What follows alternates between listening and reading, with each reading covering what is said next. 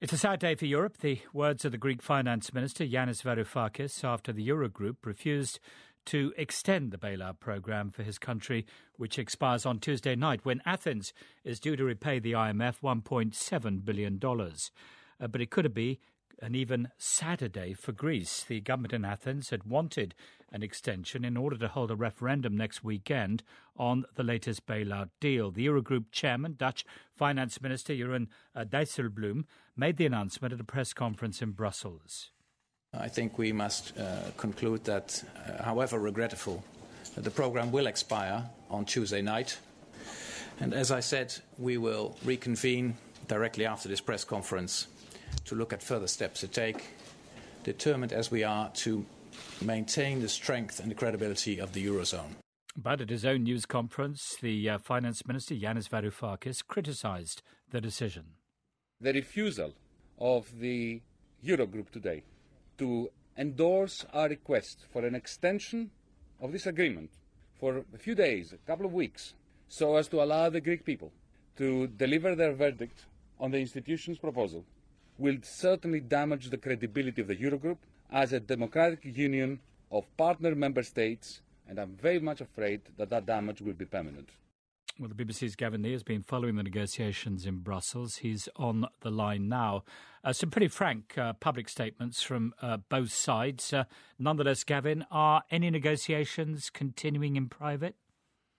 We're told they're not. We're told the official view from the Eurozone leaders, and I've just been speaking to Christine Lagarde, the head of the IMF, who has said that we wait to hear from the Greek government, but there is nothing scheduled now between now and Tuesday, between the deadline that Greece has to make its next payment and the end of its bailout package. What was interesting, I was listening to Jeroen Dijsselbloem give that press conference. I was sat next to an EU official right at the front who said to me, how did it come to this? The new austerity proposals we put to the Greek government, we were almost there, we were closer together. And just to give a bit of context to this and rewind to Friday, last night the technocrats were working on what they thought was the last few percent towards getting some kind of deal, and the Greek contingent were there. And the Greek contingent just walked out. And they walked out because all of them were looking at their mobiles, I'm told, and they saw on Twitter that there was an announcement for a referendum for later on. So they're saying that they weren't told any of the Eurozone leaders in any official way. They were all watching their Twitter, and that's when it came through. The Greek contingent walked out. So the meeting today between all the Eurozone finance ministers, but Wolfgang Schäuble, the German finance minister, put it clearly. He said, effectively, the Greeks have shut the door on any further talks for these proposals. As I see it, these talks don't need to be long. They were at 2 hours before they said, right, the Greeks, as we see it, have ended them.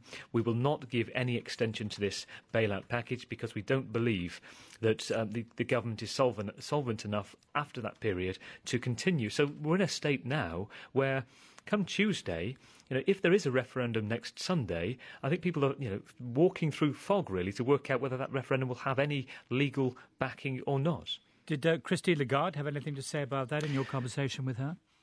Well, one thing, first of all, she said she was personally disappointed and shocked, given that she said she had offered more to Greece than any other country in terms of going further, and further any previous Greek government as well, with help towards its austerity programme, with cuts, understanding that the poor don't want to be targeted, and making sure there were degrees to which the country could pay back its debts.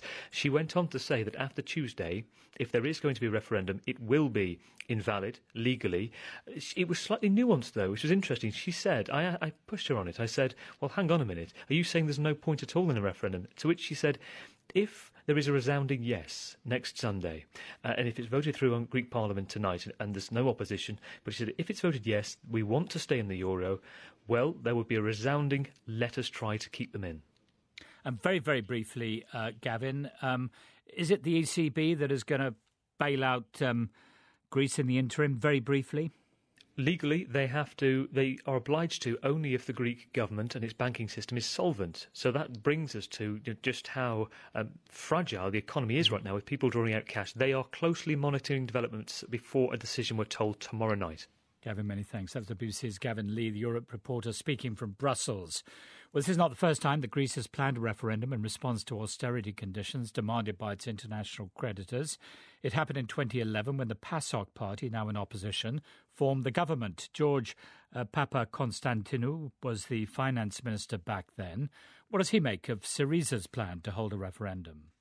Frankly, I think it's an irresponsible decision, and it's a decision of cowardice on behalf of the Prime Minister, Mr. Tsipras. It's a decision whose outcome ranges from bad to disastrous. Whatever the outcome is, if we actually get to a referendum next Sunday, whether the Greek people vote yes or no, the outcomes are pretty bad for our country. It wasn't cowardice, though, when the Prime Minister you served under, George Papandreou, pursued a similar course of action in 2011. In 2011, what we had was a deal that the government agreed to, that the Prime Minister put his signature under, a deal with which there was a huge debt relief for the Greek economy. And then Prime Minister Papandreou brought that deal and asked for the Greek people to give it the thumbs up, so to speak. It's very different now because we have a referendum on a proposal which doesn't really exist. Not on a done deal, on a proposal which, as of Tuesday, is no longer on the table because the current program expires on Tuesday, as Eurogroup has made very clear. So even if you start with technical issues, constitutionality issues, practical issues, whoever heard of having 1 week to debate a question that will seal perhaps the fate of the country for decades? So there's absolutely no comparison between 2011 and now. I mean, that referendum in 2011, in fact, never took place because Mr. Papandreou had his arm twisted by other members of the Eurozone. Could that happen again, do you think, with Mr. Tsipras? Well, the government seems to say that they will go ahead whatever happens. First of all, let me be clear. I mean, referenda in and of themselves are a good idea. They're not a bad idea. But you have to have a solid basis to have a referendum. And you have to be able to put a question to the people in an environment that is safe and secure. At the moment, what we have is ATMs which have queues outside them and in front of them and are running out of money. It seems that in half of Athens, the ATMs have run out. We have queues in gas stations and in supermarkets. And it is in this environment, an environment of fear, that the Greek people are going to have to make a momentous choice. So I don't think that the government will easily change its mind, except, of course, if events are such that they make it impossible to hold a referendum. Remember that on Tuesday, Greece is supposed to pay 1.6 billion euro to the IMF. Obviously, that's not going to be paid, so we will be in arrears, if not in default, with the IMF. More importantly, government has no money to pay wages, salaries, and pensions. Some pensioners are still due to be paid at the beginning of this week.